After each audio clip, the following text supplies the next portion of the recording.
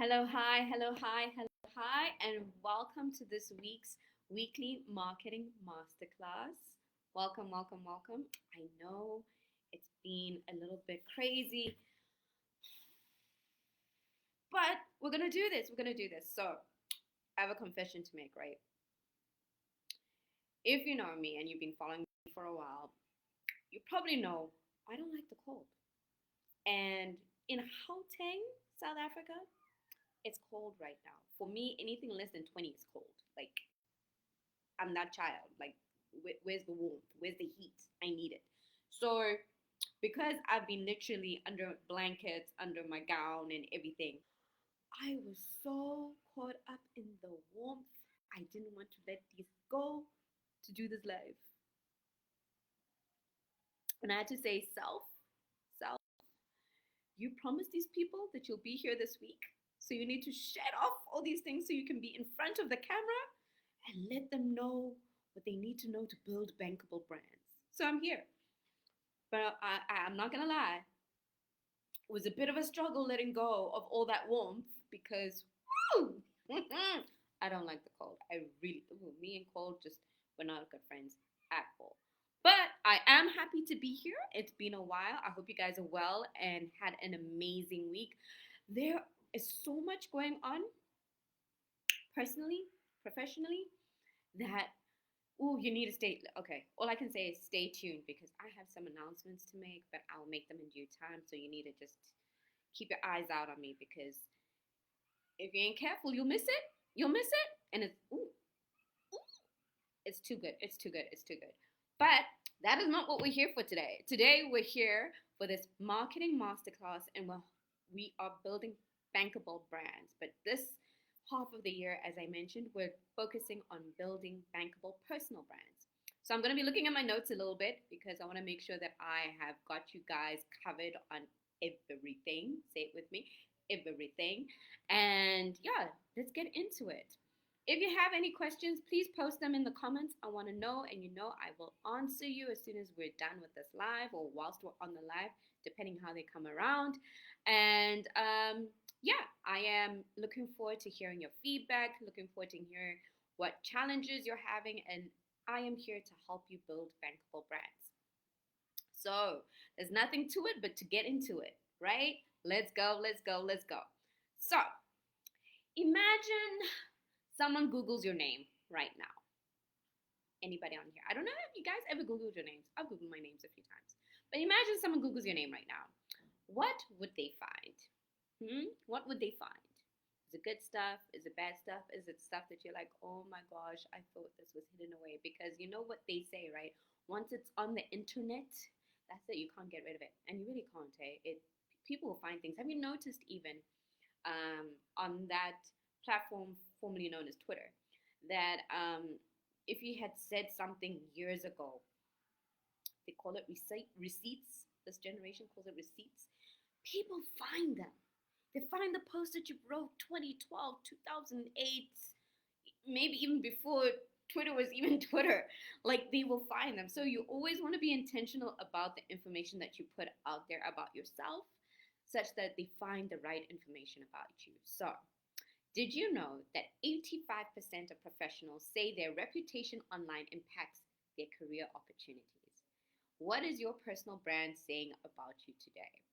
One thing I've also told my own nieces and nephews is that you need to be careful of what you say online because recruiters and potential employers of today are looking at your social media presence, your footprint, but not just your footprint in terms of what you're liking and what you're posting, but also what you're commenting.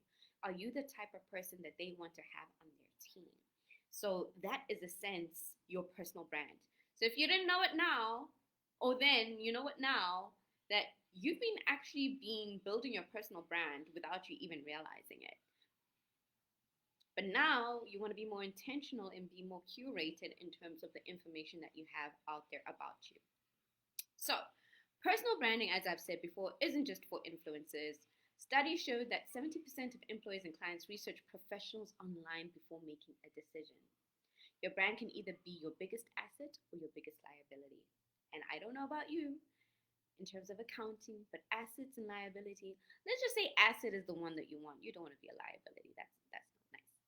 No. That's costly. Basically, that's what I got from my accounting. That liability is costly, and you want to avoid it or minimize it at all costs. Okay.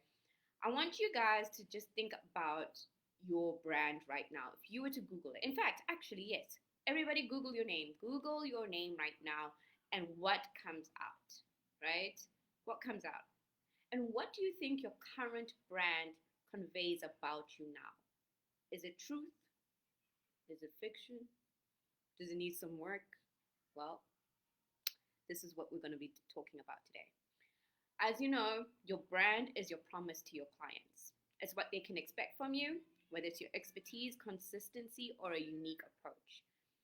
When your online presence is often the first interaction someone has with you, personal branding has never been more critical. So, today, we'll delve into the common challenges you might be facing in building your brand, and we'll have 3 actionable tips that can help you stand out in your field. Okay?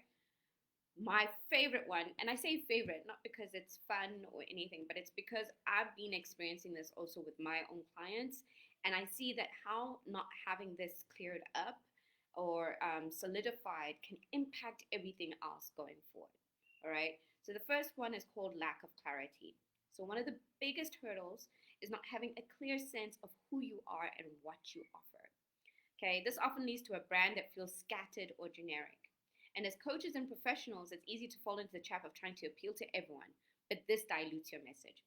And I am going to go on scripture on this one because I've been talking about it a little bit on my Instagram and a little bit on LinkedIn as well. And I think YouTube is pending to come through as well. And it boils down to your identity. And there was a scripture that I read which really speaks to this. Ephesians 4:14. Please read this for yourself. I was reading the King James Version. I don't have it all out here, so I'm going to rephrase it. So that's what I'm saying. Please go into the scripture yourself. And it talks about how, you're not like a child that's being tossed to and fro. You need to be able to be grounded in who you are, such that you're not just swayed by things that are happening. And relaying that to your identity, when you know who you are and what you're about and what you offer, you're not going to just be easily swayed to the current trends or what everybody is going to be telling you how you need to show up. I'm giving you the framework, but how you show up is unique to you. How you want to share your expertise or share your knowledge is unique to you. And no one else can do that for you but you, right? You can have a marketing person support you in creating the content and so forth, but ultimately what you want to share and how you're going to share it is still you. So I want to give you an example. A life coach who markets themselves as a generalist may struggle to attract clients because they don't clearly communicate how they can solve specific problems, right? And when we hear life coach, we can think, okay, it's about life, but what about life? Are you helping people, clear up, some blockages or some delays in their life that they're unable to see? Is it personal? Is it professional? Is it relationships? Is it money? And those are the biggest categories actually for human beings, right? It's relationships, it's money, it's health, it's professional life, essentially, right? And as a life coach, you want to be able to, and you've probably heard this a lot, right? Niche down. It's not so much niching down, but actively position yourself as the person who helps them solve specific problems. That's how you niche down in a sense, but that also ensures that the people who are looking for you find you easily. Okay? So standing out in a crowded market. And we all know, guys, digital space now, everybody is everywhere doing everything, and it's a lot, and it's like, oh, so can somebody hear me? How do you stand out when everyone is making noise? Okay. And the crowd goes wild. Okay, this is my crazy side coming up. But you get what I mean, right? How do you stand out? So if you're a business coach or a healthcare consultant, there are thousands like you online. Thousands. Like, thousands, right? So here's an example. If we look at the fitness coaching industry, how many profiles are out there showcasing similar before and after pictures? The key is finding your unique voice. Now, I remember when I was in the market looking for a fitness instructor. Ooh, this was many years ago. We're going, I think, early 2009 it was. I was in the market for a fitness instructor, but I didn't know who to choose, right? I was just like, I know I want to get fit. I know I need to lose some weight. I don't know how to do this. I mean, I come to the gym mostly, and at that time it was just, to get access to Facebook. I really wasn't going to the gym for going to the gym. But it was, I was like, what am I going to do? I don't know how to move around and everything. And the gym was just like, everybody's on machines and it wasn't exciting. Like, I need structure. I need someone to help me, guide me on what I need to do and how I need to do it. And I remember going in and I was like, I'm looking for somebody, but I don't know who can you advise. And I remember one of the, I think, yeah, one of the not advisors, but like one of the guys at the gym. He is like, I've got the perfect personal trainer for you. And he comes downstairs with this personal trainer, and I was just like, okay. I'm not gonna lie, this personal trainer, like, he scared me, but he was cute. But I was like, okay, God, if you, all right. But at the end of the day, he got the results I was looking for, and we're still good friends till to this day, actually. And he's helped me in terms of the things that I'm looking for. So I'd say, this is what I need, this is what I want. Now create a plan that helps me reach those goals, and that's what he did. And if I was to, recommend him, let me know if you want his recommendation. If you're in Durban, I recommended him to a few other people as well. He's been amazing in helping me reach my fitness goals. And that's the thing. The way he was actually quite approachable, knowledgeable, and helped me stay on track. Winner, winner, winner, chicken dinner, as people say. So yeah, that was his aspect in terms of being unique and being able to solve my needs, solve the problems that I had. Okay. Then the next one is, and this is a good one because I also struggle with this one. And it's because, not that I don't want to, it's just life really happens. And when I have the best intentions, life has other plans. So this one is called maintaining consistency. Okay, let's hands up, hands up. Who is challenged with being consistent, showing up? Yeah, even me sometimes. And it's not that I don't want to be here. It's just literally life happens, and I have to, what's the word? I need to maneuver things around to actually accommodate, and then oftentimes it has to be like, okay, which one do I need to let go of because I really need to get to urgent things. But it is the one place that is essential for building trust. So even if you can't make it, how do you now still come together with being consistent in your messaging or visuals? Because if you have inconsistencies, it confuses your audience and weakens your brand. So I've also seen professionals who use different logos, tone of voice, or even profile pictures across platforms. And then this, it provides a little bit of like, I don't know if I want to work with this person. Like, can I trust them? I don't know. They seem to be a little bit all over the place. And that's what you want to avoid at all costs. And you may be like, oh, but Maria, that's just marketing. You guys want us to look uniform. No, it's such that when people encounter you, that they feel like they're encountering the same you each time, not someone different. It's like dating. Actually, let's go back into that. Let's get into it. It's like dating. You do not want to show the crazy until you've locked in. Okay? You don't want to show the crazy until you're locked in.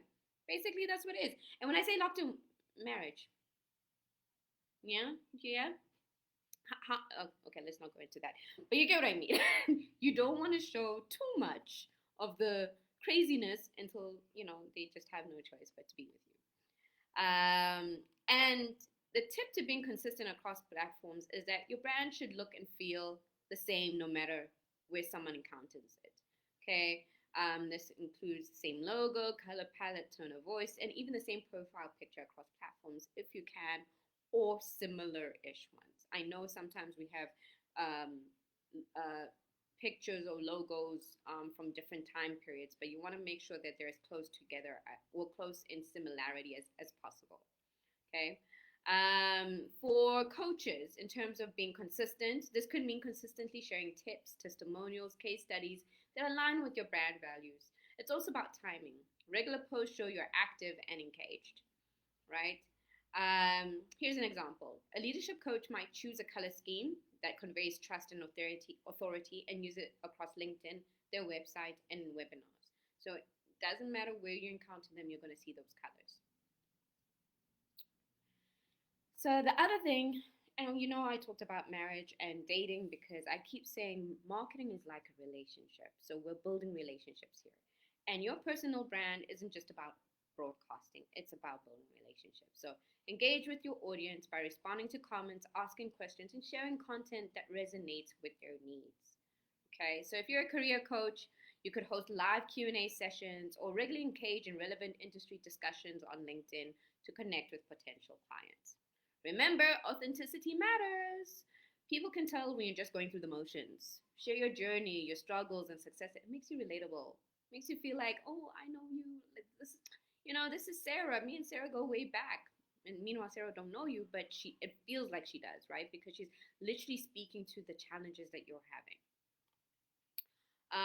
If there's one thing you can take away from today, showing up consistently in your messaging, your visuals, and interaction. Right? And this is what will set you apart. When people know what to expect from you, they're more likely to engage with you and recommend you. Here's an example as well. Everyone knows Brene Brown, right? She's a renowned researcher and an author, and she consistently shares her message of vulnerability across all platforms. So this consistency has built her a loyal following and a strong personal brand. Yeah. So let's recap quickly on what we've covered. Gaining clarity on your unique value proposition, maintaining consistency in your messaging and visuals, and engaging authentically with your audience. This will help you build a powerful and memorable personal brand. So remember, it's not just about being seen, it's about being remembered for the right reasons. And as coaches and professionals, your brand is your most valuable asset. So be intentional with it. Okay. Now, I'd love to hear more about your personal branding experiences. So share one thing you plan to change or improve about your brand in the comments below. And I'll get back to you. And I'd love to hear about any challenges you would want me to actually expand on in the next upcoming videos. And I will do just that. If you're having challenges with social media marketing or with content marketing and how to navigate those situations, do let me know. In fact, I've been writing a blog about social media marketing and marketing in general, so I am going to put that in the comments for you to read, and subscribe and share, because knowledge is power, and when we know better, we do better. Great, guys, have an amazing weekend, and I will see you guys, I would like to say next week. But the way my life is shaping up, quite frankly, right now, I'm not sure. But I will let you know if we're going to have a session or not. But enjoy your weekend. Have a great one. Bye.